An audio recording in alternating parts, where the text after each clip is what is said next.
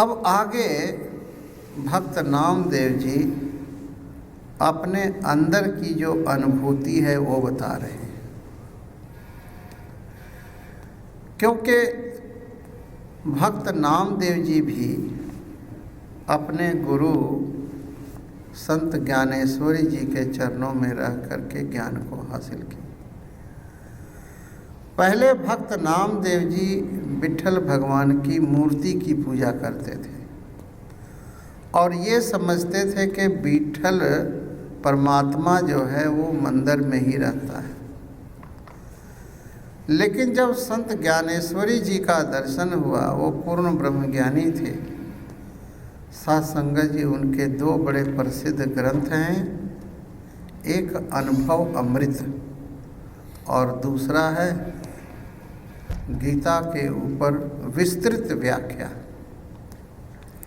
लगभग 800-900 सफ़े की जो है लंबी व्याख्या है। बहुत गूढ़ ज्ञान उसमें जो है सो दिए। और उन्होंने अपने गुरु, अपने बड़े भाई को ही गुरु बनाए थे, श्री निवृत्तिनाथ।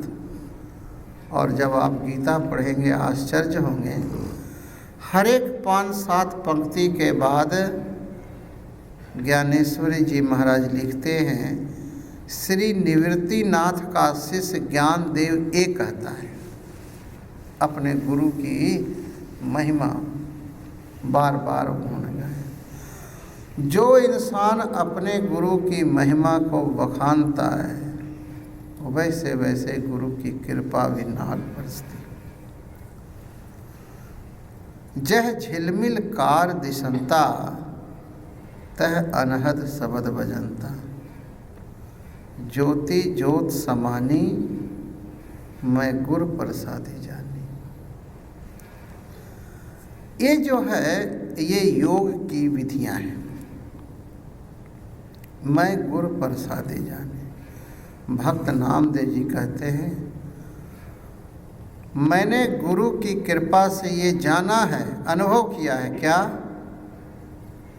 कि जब अपनी वृत्ति को अंदर ले जाते हैं हृदय की तरफ और अपनी वृत्ति को दसम द्वार में टिकाते हैं, तो झिलमिल कार दिशंता, झिलमिल, कभी प्रकाश कभी अंधेरा, कभी प्रकाश कभी अंधेरा। और जो वो प्रकाश है वो एक आनंद की लहरें लाती। झिलमिल,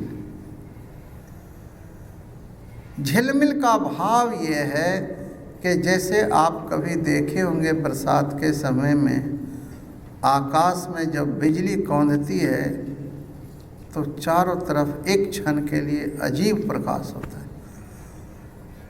लाइकवाइज इसी तरह से तुम्हारे हृदय में भी जब तुम ध्यान करोगे, प्रभु के चरणों में वृत्ति को टिकाओगे, तो तुमको ये अनुभव होगा कि अंदर भी झिलमिल प्रकाश जो है बिजली की तरह चमकती है।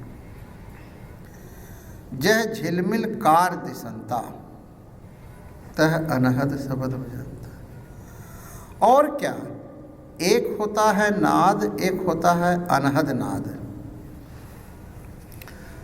नाद कहते हैं दो चीज़ों के टक्कर से जो आवाज़ पैदा होता है उसको नाद कहते हैं। जैसे आप तबला बजाते हैं, ढोल बजाते हैं, मृदंग बजाते हैं, उसके ऊपर चोट मारते हैं तो आवाज़ निकलता है, या ताली बजाते हैं, या और सो मैनी इंस्ट्रूमेंट्स को हम लोग जब बजाते हैं तो उसमें दो चीज़ों का संयोग होता है। लेकिन एक अंदर भी आवाज़ है नाभि से। जब कोई जिज्ञासु साधक सिख पूर्ण रूप से अंतर ध्यान होता है तो क्या देखता है कि नाभि के अंदर ओंकार की ध्वनि हो रही है।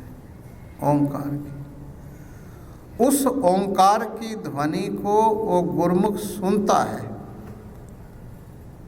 वो जो ओंकार की ध्वनि अंदर हो रही सबके अंदर, उसी को अनहद नाद कहते हैं। वो किसी के टकराव से नहीं, वो कुदरती वो जो है सो पैदा होता है। भक्त नामदेव जी कह रहे हैं, जह झिलमिल कार दिसंता तह अनहद शब्द बजंता। अंदर जो है हृदय में एक झिलमिल प्रकाश और अनाहद नाद, जो कि झिमझिम वर्षे अमृत धारा, एक आनंद की लहर, चारों तरफ खुशियाँ ही खुशियाँ, खेड़े ही खेड़े भक्त के हृदय में होता है। और ज्योति ज्योत समानी मैं गुर प्रसाद जानी। ज्यों जल मह जल आए खटाना, त्यों ज्योति सन ज्योत समान, मिट गए गवन पाए विश्राम। वो जो जैसे एक दीपक है, ये भी ज्योति है, एक सूर्य है, वो भी ज्योति है। इसी तरह से जीव और ईश्वर, जितने भी जीव हैं उसके प्रकाश को इकट्ठा कर दो, वो ईश्वर का प्रकाश होता है। सब में ज्योत ज्योत है।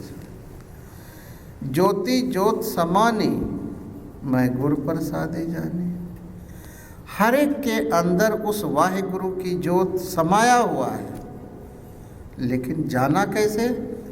गुरु प्रसादी, गुरु की मेहर, गुरु की कृपा, गुरु के प्रसाद, गुरु की अनुकंपा से हमें ये ज्ञान हुआ है।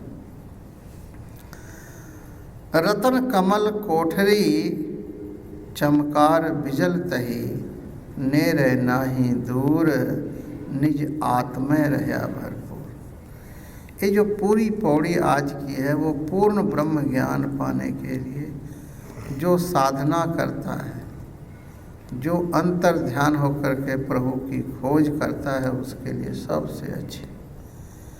रतन कमल कोठरी, अंदर एक गुफा है हृदय में, वहाँ पर वैराग्य, विवेक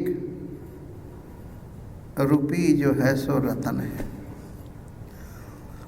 और दसम द्वार में सहस्त्र कमल, हजारों पंखुड़ियों वाला कमल है हर एक के दसम द्वार में। ऐसा कमल है दसम द्वार में जिसमें हजारों पंखुड़ियाँ हैं और खुशबू ही खुशबू, आनंद ही आनंद है। योगी लोग अपने वृत्ति को दसम द्वार में टिकाते हैं और उसके बाद वो पूर्ण आनंद खेड़े विच, कोई शोक नहीं, कोई मोह नहीं, जहाँ आनंद ही आनंद है।